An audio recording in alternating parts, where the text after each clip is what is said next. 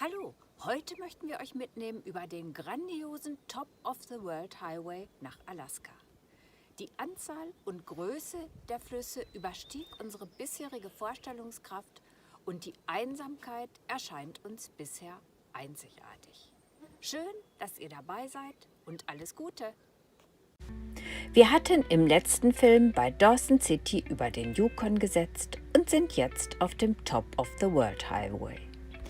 Dieser heißt deshalb so, weil man oben auf der Straße fährt und rechts und links die darunter liegende Aussicht genießen kann. Hier verbrachten wir eine traumhafte Nacht, in der die Sonne nur 4 Stunden nicht zu sehen war.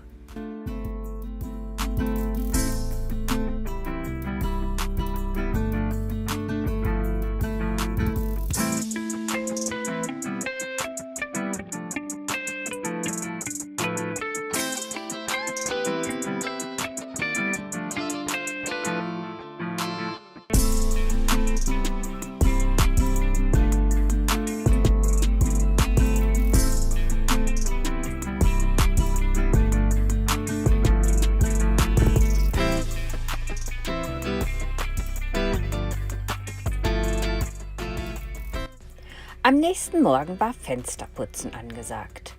Eine Leiter hatten wir nicht mit und so nutzten wir die Gunst der Stunde.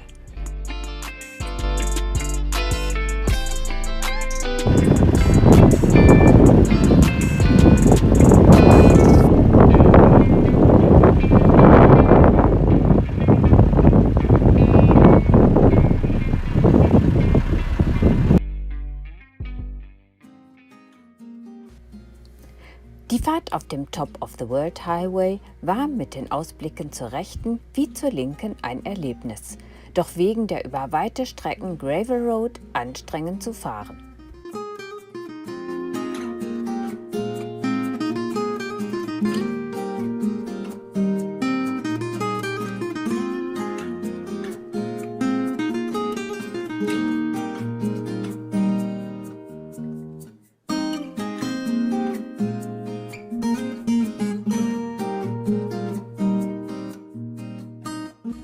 Blühende Lupinen am Straßenrand.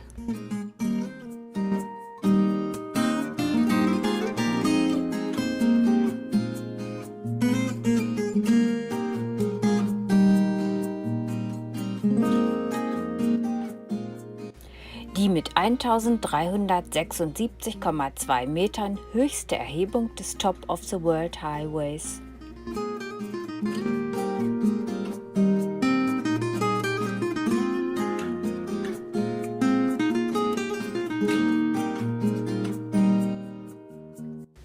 Unser letzter Stopp auf kanadischer Seite, bevor es über die Grenze nach Alaska ging.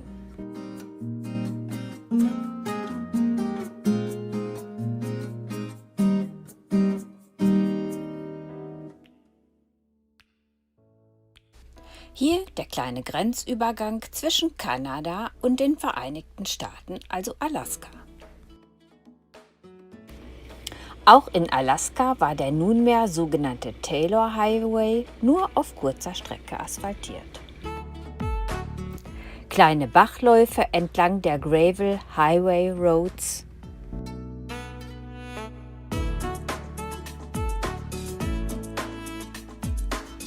Boote werden so zu Wasser gelassen.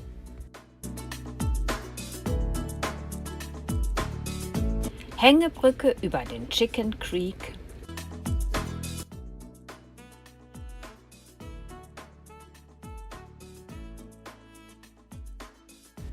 Historic Site in Chicken, ein Dredge zum Schaufeln und Auswaschen von Goldgestein. Und neben der Historic Site Dredge übernachteten wir in Chicken Downtown, bestehend aus 3 historischen Gebäuden.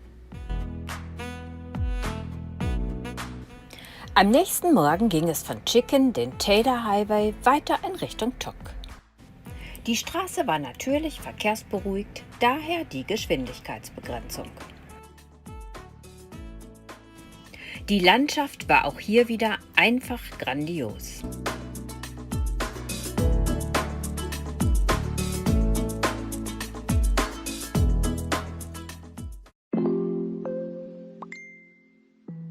Hier im Bild ein Splithügel zur Instandhaltung der Gravel Road.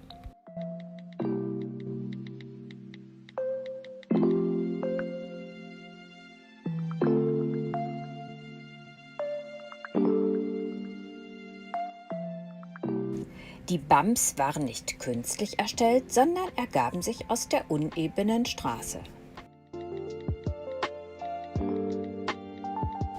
Frisches Obst, Gemüse, Fleisch und Wurst dürfen nicht in die USA eingeführt werden.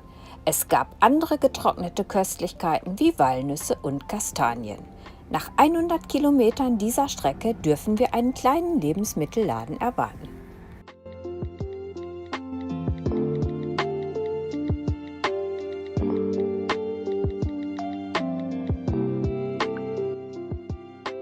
Auch solche Kollegen begleiteten uns und überholten.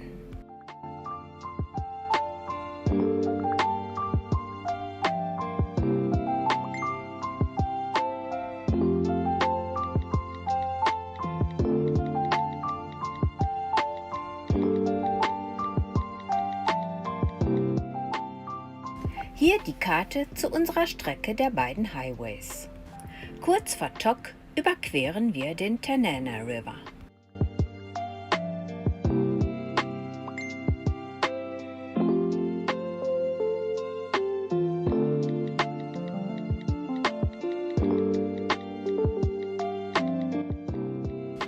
Und natürlich hielten wir dort an.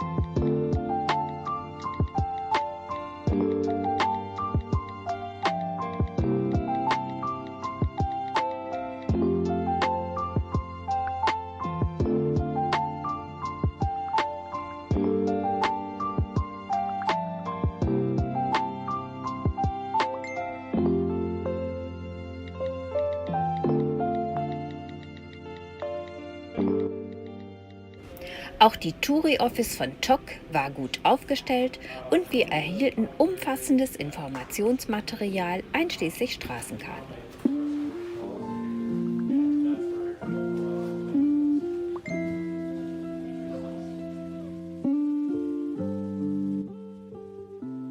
In Tok konnten wir einkaufen, wenn auch nicht gerade günstig. Einzig das Tanken war mit 4,09 US-Dollar für eine Gallone, also 3,79 Liter günstiger. Zwischen Tok und Delta Junction fuhren wir wieder den Alaska Highway, der dort auch endet. Hier Blicke auf die Berge der sogenannten Alaska Range. Hier überqueren wir den Robertson River. Wie ihr seht, liegt im Flussbett noch Schnee.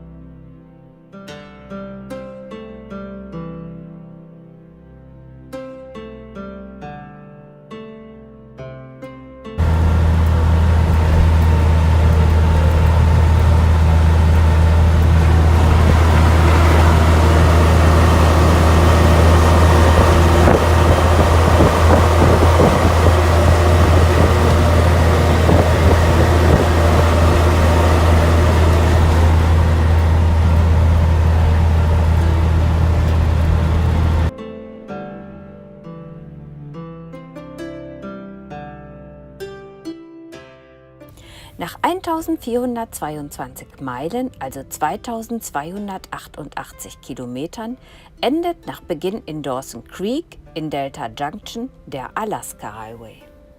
Auch so kann der Schaum in einer Waschanlage aussehen. Am Tanana River schauten wir uns noch eine Historic Site an.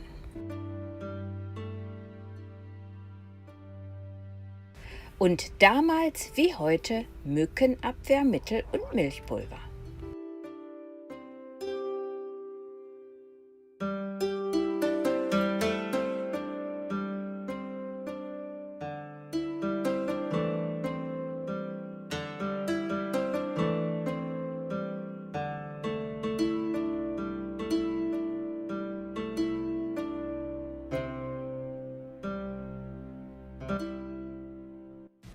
Von der Natur überwachsen. Hier die an einer Hängebrücke fixierte Alaska-Ölpipeline über den Tanana River.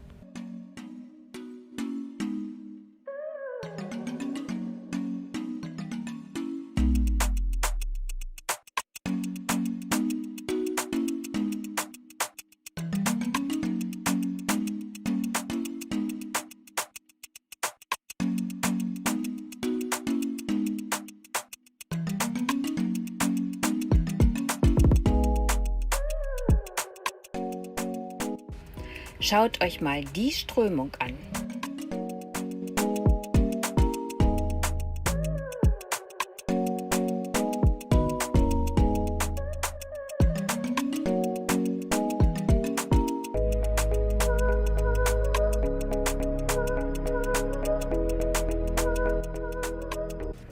Und direkt am Richardson Highway Richtung Fairbanks dieser tolle Rastplatz mit Blick auf den Tanana River.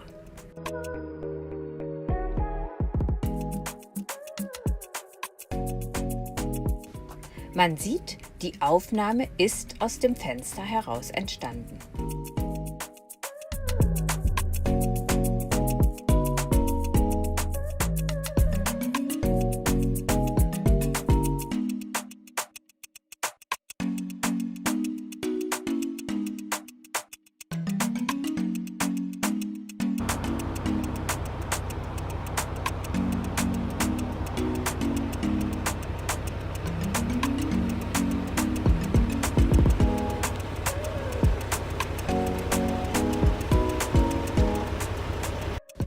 Die Alaska-Eisenbahn,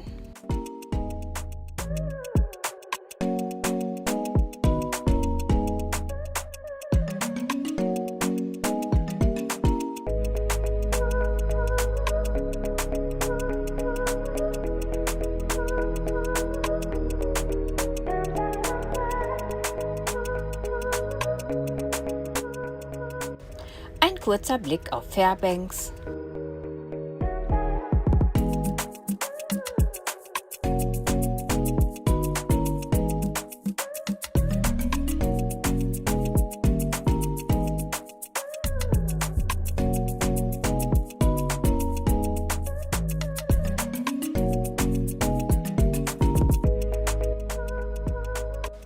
und Achtung, gleich kommt ein Haus mit sehr ungewöhnlich aufgestellten Solarmodulen.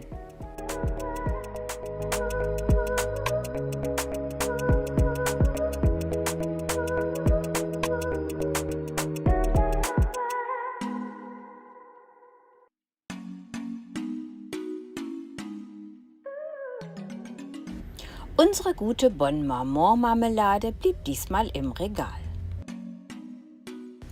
Und das war der Nutella-Preis. Waffen sind im Walmart frei zu kaufen.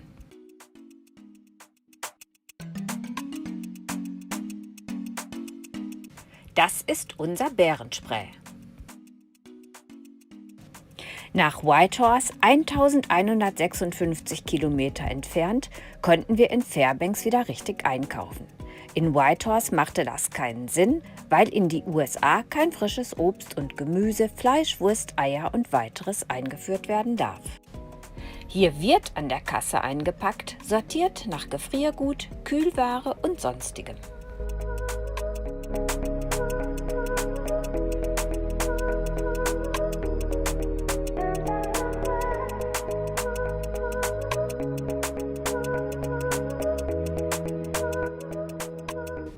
Nachdem wir noch getankt hatten, verlassen wir Fairbanks in Richtung Süden.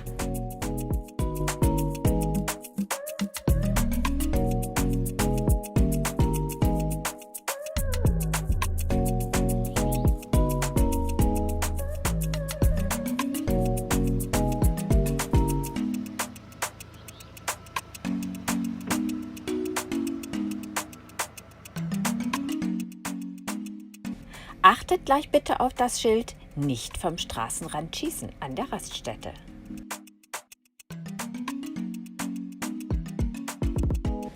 Die Sitzgarnitur war zum Verbleib besonders gesichert. Auf unserer Fahrt in Richtung Süden überqueren wir bei Nenana den Tanana River.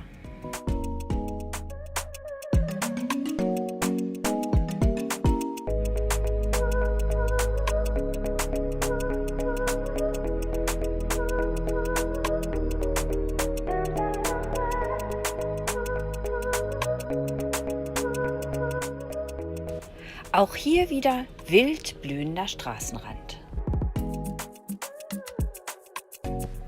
Die Alaska Railway an der Denali Park Road. Das Visitor Center der Holland American Line für den Denali National Park.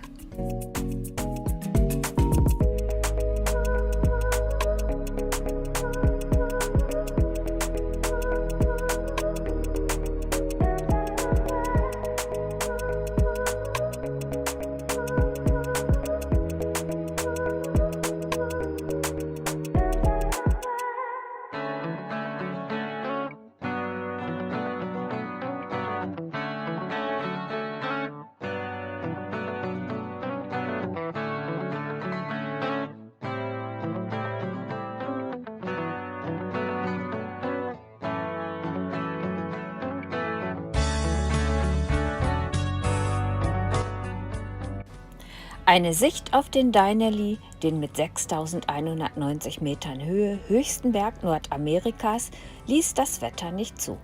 Denali heißt in der Sprache der First Nationer der Hohe.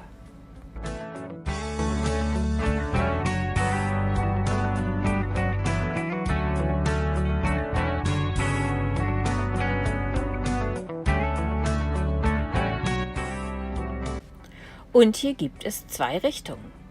Eine nach Süden, nach Anchorage, die andere nach Norden, nach Fairbanks. Umleitungen gibt es bei nur einer Straße nicht. In Alaska finden die Straßenbauarbeiten im laufenden Betrieb statt.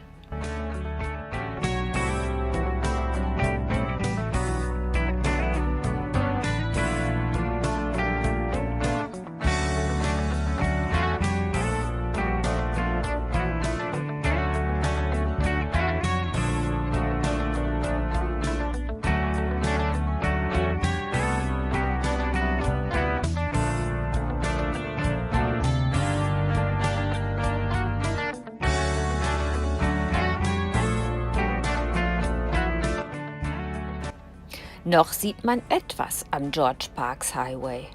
Das ändert sich, als wir in den Denali Highway abbiegen. Doch dazu mehr beim nächsten Mal.